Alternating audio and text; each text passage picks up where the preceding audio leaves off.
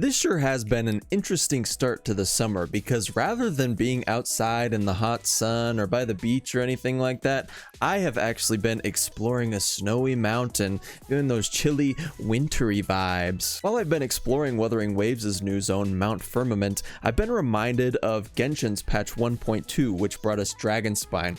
If you were around back then, you might remember that it dropped right around Christmas and it lined up pretty well. This, not so much. It's kind of like Christmas in June, but I've been really enjoying it, guys. Patch 1.1 has dropped. I've had quite a while to sit with it. I'm gonna be honest, this patch has made me fall back in love with Wuthering Waves. Not that I was like hating it or anything before, but it's really reinvigorated my desire to log on and play and do my dailies even is just more fun now with all the new stuff they added. I've been giving my thoughts and opinions on the game kind of as the life cycle has continued. I've given my praises and I've given plenty of criticisms if you've seen my past videos before. But despite what some commenters think after they've heard some of my criticisms, I do love the game and I want it to succeed, so I thought it would be fair to update those criticisms, see if anything has been addressed, and just kind of give you guys a temp check on how Wuthering Waves is looking in patch 1.1. Before I dive into the video though, I just want to do a quick plug for my Discord server. I am a lonely man. I need more people to talk to, so please check the description below. If you are a fan of Wuthering Waves, if you're a fan of any other gacha games, please join and come chat, come meme. We got some cool things going on in there, so please give it a chance. I have the link in the description below. Also, don't forget to like and subscribe, and please enjoy the video. So here's how my account is looking, just so you guys have some context on where I'm coming from. And to give you a little update, if you've watched the previous videos, I am union level 55. I'm getting up there. I've still been max refreshing every day, and I plan to continue to do so until I hit union level 60 and I can max out my characters. Then I'll probably start, coasting a little bit. I wanted to start by addressing one of my biggest criticisms from my previous video, and that was about the daily grind and how it takes a really long time. Because I'm a gacha gamer, I'd prefer they just put some sweet features in the game. They haven't done that, but what I will say is ever since I got Jinhsi, my dailies have been going so quick. Because all I do, I don't even basically have to switch to any character. She just nukes everything down, which has been a pleasure, an absolute pleasure. Tacit fields are still a pain in the ass, in my opinion. They removed an animation after you finish everything and you can just collect right away. It's a little better, but I still think these take way too long. Maybe like reduce the waves. I also think it's ridiculous that they cost 60 wave plates. They did claim that they were going to increase the amount of XP rewards you got from this. So far, from what I can tell, they haven't done that at all. Correct me if I'm wrong in the comments. I might be wrong, but I don't think that they ended up going through. It might have been a mistranslation. I think you get a few more tuners maybe, but still feels pretty bad and takes a long ass time. I hate tacit fields, but like I said, Jinhsi has made the game just more enjoyable for me because she just kills shit so quickly. While we're on the topic of the daily grind, they did add a couple things you could do to help complete your adventure log. It's still not quite as nice as like Honkai Star Rails, where you literally just spend your resin and then you're done. I would prefer if it were that way. I still feel like I have to go out of my way a little bit to complete this, but it's whatever. It doesn't take super long, and nice that they add on some stuff. Also, you'll notice here they changed the UI a little bit, which is super underrated in my opinion. If they keep updating the UI as the game goes on, those are my favorite type of updates. It's not like the big stuff, but just the little stuff that you're like, ooh, that feels nice. Next, I wanted to talk a little bit about the open world. If you've watched my previous videos, you know that that's not my favorite part of this game. That's kind of what I dread about these type of games, is having to go explore and like get all this stuff so I can upgrade my characters and do the combat, which is what I actually enjoy. But that being said, I really love this new map. Like, it, in my opinion, it's way better than the 1.0 map. I just like that it's more concise. I basically cleared the whole thing in a couple of days. I say cleared the whole thing as I still have this thing up. I think I have what, like 72% down here, which is, I'll be honest, that's about as far as I'm gonna get it. I'm not an open world guy. I'm not gonna go sweat out all these chests. I got all my wind chimes done so I could get all the rewards from that.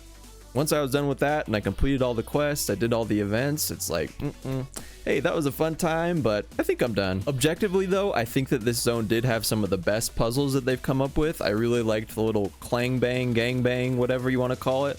The ice block guys, that was pretty fun. I like the snowboarding stuff that you could do. The puzzles were pretty simple and pretty fun. I enjoyed them for not being a puzzle guy myself. And I just love the color palette and the look of this zone. Isn't it so pretty? Like, these are dragon horns right here. I love like the snow contrasted on like the red stone. It's just sexy, I thought. So really loved the open world, especially not being an open world guy. I talked a little bit about how much I love Jinhsi earlier, and I even gushed on her a little bit in my previous video that I posted yesterday, but I really just do love this character. This has been the catalyst for me wanting to log in and explore this whole map. If I didn't have her, I don't know if I would have. She's the most fun character, and she's also the most powerful character. So with that, I have finally been able to get just 1 star each in that middle tower in Tower of Adversity, but that was big prog for me, and it was all just Jinhsi carrying me on her back. She is so powerful and so fun to play. She's not like super challenging, but she's not brain dead either like Jian. I will say that she is like the biggest sign of power creep though, right? I mean, everyone loved this game because it's like very difficult and the bosses are super hard to do, but I'll let you know that you can kind of ignore the boss mechanics with her a little bit because she's just gonna stagger them and nuke them down so quickly. And if that's happening in 1.1, it's like, is this game really gonna be that tough when we're all max level and we have these broken ass characters coming out? I think we all kind of expected it, but Jinhsi was kind of the first like physical sign that, oh, this isn't going to be as hard as we really thought it was going to be. And I'm not saying that's a bad or a good thing. I'm just saying it's a thing. Let me know what you think about that. I do want to talk very briefly about the story as well, and I'll keep it as spoiler free as possible, but I'll have like some minor stuff. I thought it was pretty passable. It's nothing like groundbreaking. It was almost more like a companion story for Jinhsi herself, in my opinion, which was a good thing for me because I love the character, but some people might not have enjoyed it. And it definitely put a cap on the 1.0 story. I felt like the 1.0 story ended pretty abruptly, but this put a nice cap on it, and I can tell we're kind of done with Jinju, and we're ready to move on.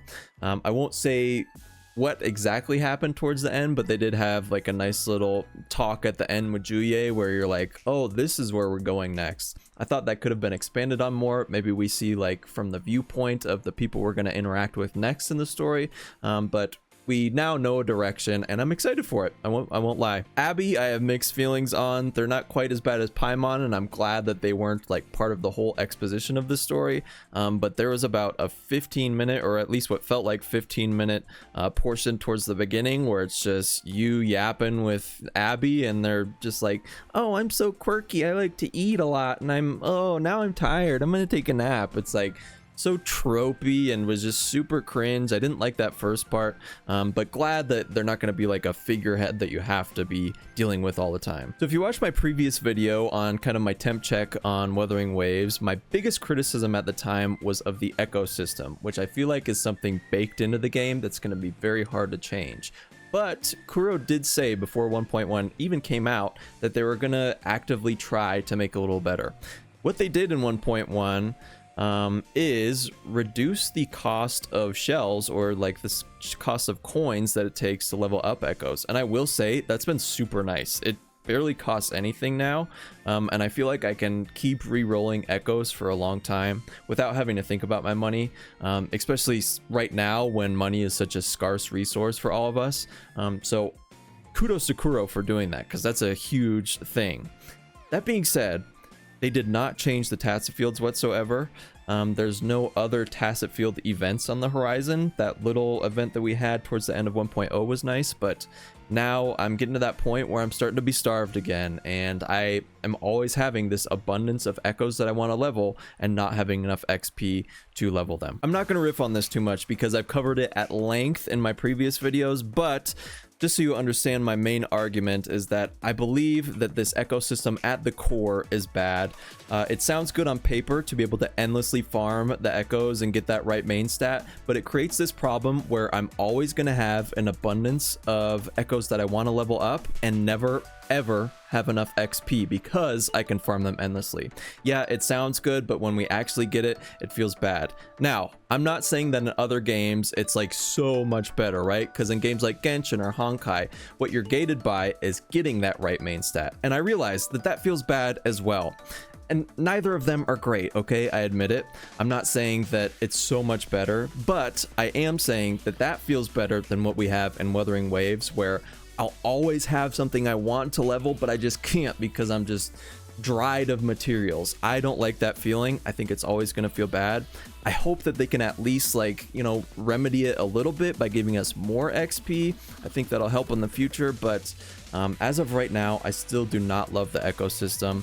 Glad that they're trying to make changes and hope that they continue to do so. As I said earlier though, I do love this game. Just because I criticize it doesn't mean that I hate it, right? It's because I want it to last and I want to make it better. So when the surveys come out, I write my stuff and I make these videos, and hopefully you know, they continue to try to make it better. I'm glad that they've shown effort, and I mean, I just love the devs so far. Despite what I have to say about like the core issues of the game, at least they're listening and like communicating openly.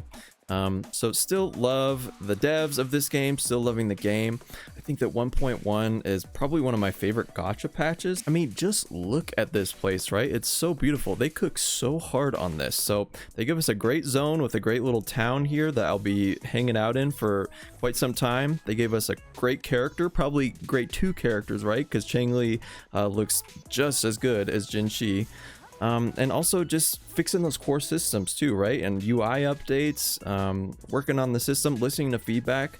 I am really optimistic about Wuthering Waves, and I hope that they continue to improve in the future. Just amazing work, amazing work. But I'd love to know, are you enjoying patch 1.1 as much as I am? If you have any thoughts or criticisms or praise, please let me know down in the comments. I appreciate you watching this far. Don't forget to like and subscribe if you enjoyed it, and I'll see you in the next one. Peace.